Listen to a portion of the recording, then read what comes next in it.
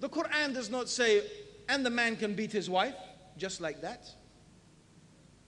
The Quran is clearly telling, first of all, that Allah has given the man a responsibility. A responsibility to ensure that his family, his wife, his children are following the straight path. The straight path that leads to Allah. The straight path that leads to paradise and goes away from the hellfire. This is the responsibility the man has been given. Now all of us recognize, for example, that any government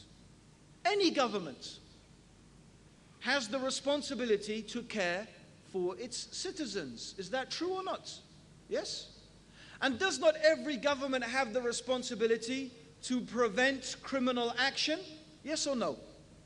Isn't it the responsibility of government to arrest the thieves and the murderers and the rapists and to do something with them to prevent that happening and to prevent that evil spreading in society? Is that not the duty of government? Yes or no?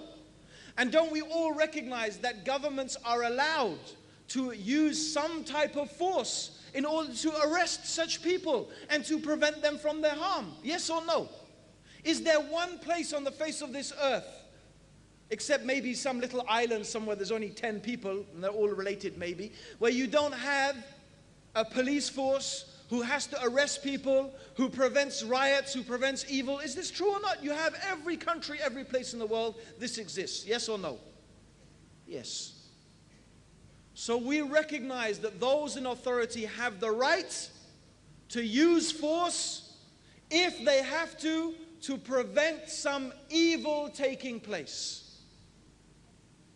What is the problem, therefore? That Islam has given the head of the household some allowance to use a type of force in order to prevent his family from falling into evil. And that force has conditions on it, and it has prerequisites to it. The first thing the Quran mentions, if you perceive some evil, or if you see some evil, this means some evil, some Islamic evil, something that is haram, something that is disobedience to Allah subhanahu wa ta'ala.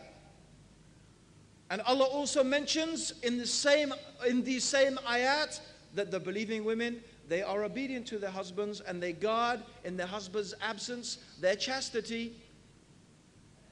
So if someone sees that his wife is going astray or his family is going astray, then Allah has given a system of correction to prevent this crime that will lead to something much worse than prison, lead to the hellfire.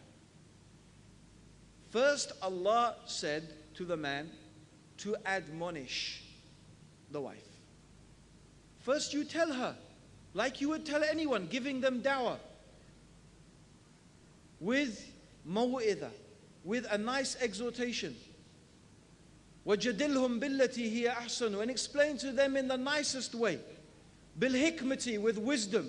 Oh my wife, don't you see that Allah said this? And don't you see that the Prophet sallallahu alaihi wasallam said that? And aren't you afraid of Allah's punishment? And don't you want Allah's reward? And this is the wisdom and the benefit and the reasons behind this, that you should do this and this and this.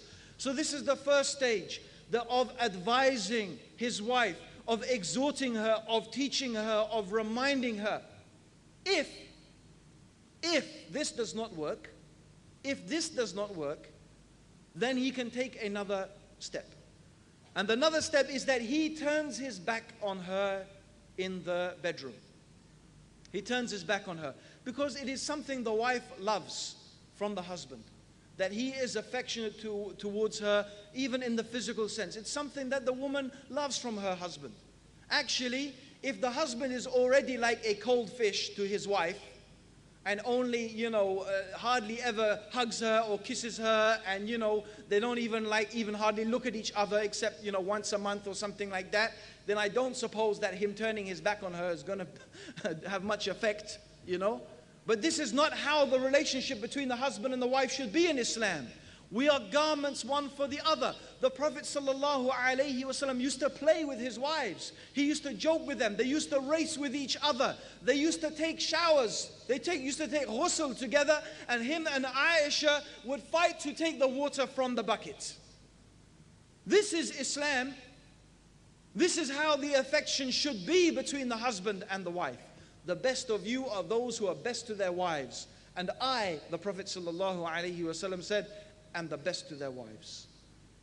So this is how Islam should be. So if your relationship is like that, then you turn your back on your wife is going to feel sad. And inshallah, she's going to relent to that. Even if this after some time does not work, then the husband is allowed to prevent her from evil, to apply some type of physical force. This is a type of very light beating. In fact, as some scholars mentioned, it is just to hit with the miswak. But Allahu alam, what we know from the Prophet sallallahu alaihi wasallam is this type of beating is not allowed to leave any type of mark. It is not allowed to break the skin. It is not allowed to break a bone or even leave a mark on the skin.